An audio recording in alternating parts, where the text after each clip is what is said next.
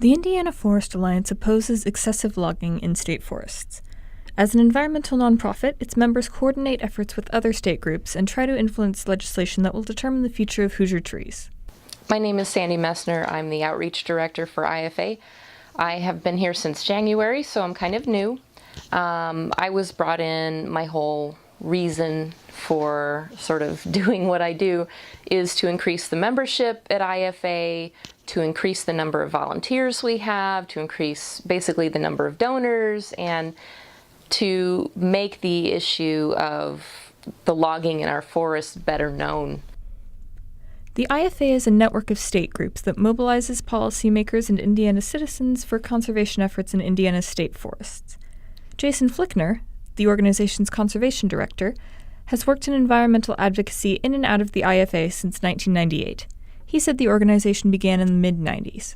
It really came out of the efforts by multiple different organizations to protect the Hoosier National Forest back when the last Hoosier National Forest Plan was drafted mid-90s, and it was at that time that there was a huge push to get the all-terrain vehicles off of the Hoosier National Forest and to protect a good part of it. They ended up getting 51% of the Hoosier National set aside from logging. When Flickner joined the group after graduating from IU's SPIA, the IFA had begun canvassing to stop all logging in state forests. Alliance actually started their canvass going door to door back when we had legislation that would have been introduced that would have banned all logging from the state forests. After obviously we have become more realistic in what's achievable since that time. In the 2016 General Assembly, the IFA backed legislation that would have set aside 10% of state forests for conservation as part of its Wild Indiana campaign. As the General Assembly ended without that legislation passing, Flickner said the IFA's goal is to convince Governor Mike Pence to enact the wild areas on his own. Right now, the primary focus is on generating letters to Governor Pence. He could administratively enact the wild areas. That wouldn't be nearly as good as having it legislatively established, because then it would take the legislature to essentially undo the wild areas if we were to get it passed through the Indiana General Assembly. But the focus right now is on getting 100,000 signatures to Governor Pence this year, in fact by October of this year. The petition to Pence is one of the major things we're trying to do right now. And basically the petition is asking Pence to set aside 24% of our state forests to protect them from logging. And that 24% are comprised of wild areas, which are basically the most beautiful or the most ecologically important areas in our state parks. Also areas that are close to hiking trails and things that people are using all the time. So we want Pence to set that aside, and Pence could do that with a stroke of a pen. So ultimately all of these problems could be fixed by Pence. The original legislation to protect 10% of the forest was dropped in the Indiana General Assembly during readings, Flickner said. They've promised to do in Forest Stewardship Council audits, the Forest Stewardship Council and Sustainable Forestry Initiative or Institute. These are their green certifications to say that the logging is sustainable. So since 2011, in Forest Stewardship Council audits, they've been promising to set aside 10%, to take 10% out of the timber base so that it would be allowed to return to late cereal or old growth habitat, and have never actually delineated or put a place on a map where those areas are. The IFA's main campaign, Wild Indiana, wants to establish wild areas in 7 of the 8 state forests.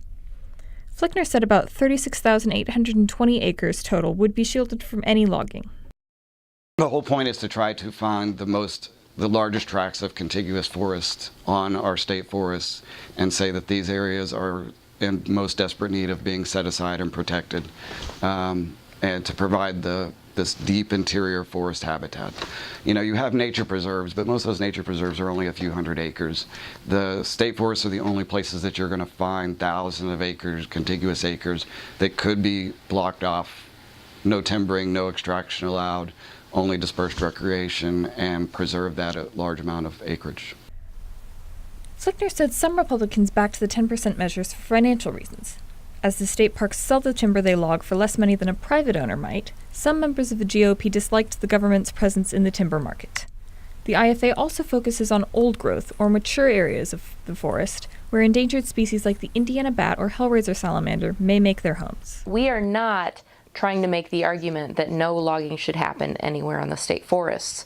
But we're saying is we need to be smart about how we're doing this, and having something set aside for old growth is good forest management. Messner said although most of the state forests, and thus the people who care about them, are located in southern Indiana, the IFA needs to get the support of constituents all across the state in order to move legislation forward, and the challenges are myriad.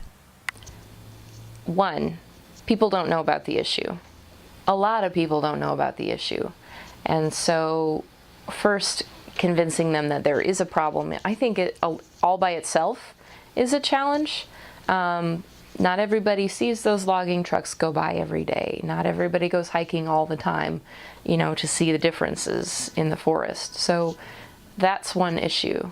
The other issue is that the DNR and the Department of Forestry make their bread and butter off of cutting down trees, and foresters sort of view a forest as a crop in many cases, not all, but many.